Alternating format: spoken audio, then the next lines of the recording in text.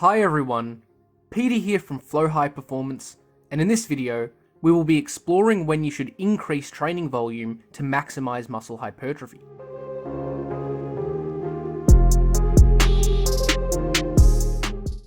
First and foremost, we need to define what we mean when referring to volume. Volume in a general sense essentially refers to how much total work a trainee performs. For hypertrophy training specifically, volume is best calculated using the number of sets per muscle group per week.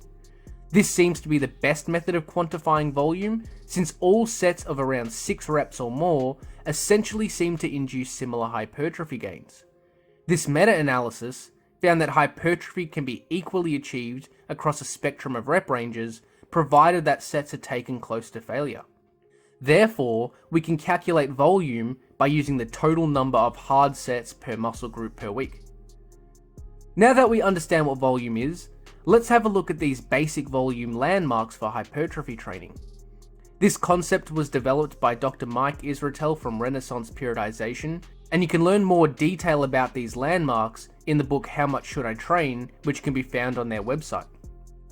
To briefly summarize this concept, we have 4 primary landmarks that are relevant. The first is maintenance volume, which refers to the minimum amount of volume required to maintain muscle mass. Next, we have minimum effective volume. This refers to the minimum amount of volume required to see some muscle growth. Then we have maximum adaptive volume, which is the amount of volume which achieves the best hypertrophy results. And finally, maximum recoverable volume refers to the maximum amount of volume that a trainee can recover and see muscle growth from. It should be understood that the volume landmarks apply independently to each muscle group. This means that the amount of volume which will be trained for the back may be different to the volume trained for the quads. Here are some average volume landmarks for the primary muscle groups. As we can see here, some muscle groups can generally handle higher volumes, such as the biceps, while other muscles generally respond best with lower volumes, such as the hamstrings.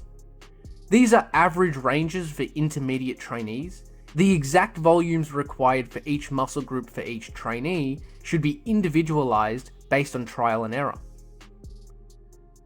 So how does volume influence hypertrophy? Well, as we explored in the volume landmarks, more volume generally results in greater muscle growth up to a point. More volume will allow greater hypertrophy gains up until the point somewhere between maximum adaptive and maximum recoverable volume. Lower volume than this is simply not giving us the most out of training, and we could be seeing better results by increasing the weekly number of sets for that muscle group. So how do we determine if a certain volume is actually allowing progress to be made?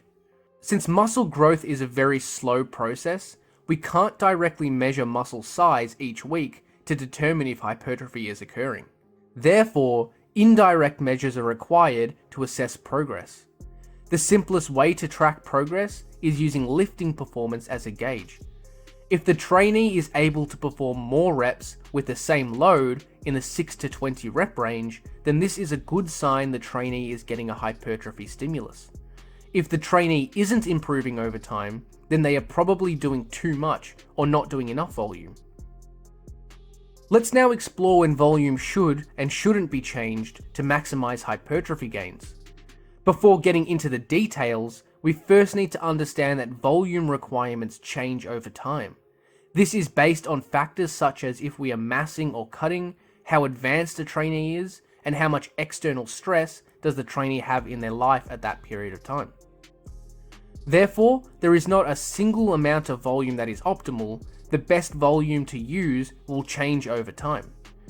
Let's now explore some general guidelines to help you determine when volume may need to be adjusted. So when should a trainee increase volume? Training volume should probably be increased in the following situations. The first is if the trainee is not meeting their minimum effective volume. This can be determined if they aren't improving performance using their current volume, they don't feel chronically fatigued, and they have no lingering joint issues. This means that they aren't surpassing their maximum recoverable volume, and the reason for a lack of progress is probably because they are training with too little volume. The second reason to increase volume is to reach maximum adaptive volume levels. Even if a trainee is seeing progress over time, they may be able to see more progress with higher volume. This can be determined if the trainee feels generally well recovered and they don't have any lingering joint issues. This means that they may not be reaching their maximum adaptive volume and may benefit from experimenting with higher volumes. However, if they do increase volume and they feel more fatigued or they have some lingering joint issues, then they may have already been at their maximum adaptive volume levels. Let's now determine when a trainee should decrease training volume. The primary reason to decrease volume is if the trainee is surpassing their maximum recoverable volume. This can be determined if they aren't seeing continual progress over time and they are noticing joint issues or feel generally fatigued throughout the day. This means that they are probably training past their MRV and may see better hypertrophy gains from reducing volume slightly. We now know when volume should be increased and when it should be decreased, but when should we simply maintain our current volume levels? Volume should be maintained if we are sitting somewhere around maximum adaptive volume. This can be determined if we are seeing good progress, generally feel well recovered, and have no lingering joint issues. The trainee may have already tried to increase volume and saw a negative result. Therefore, they are probably right around their maximum adaptive volume and can remain at this volume until it changes. Thanks for watching, and hopefully you got something out of this video. Remember to subscribe if you haven't already.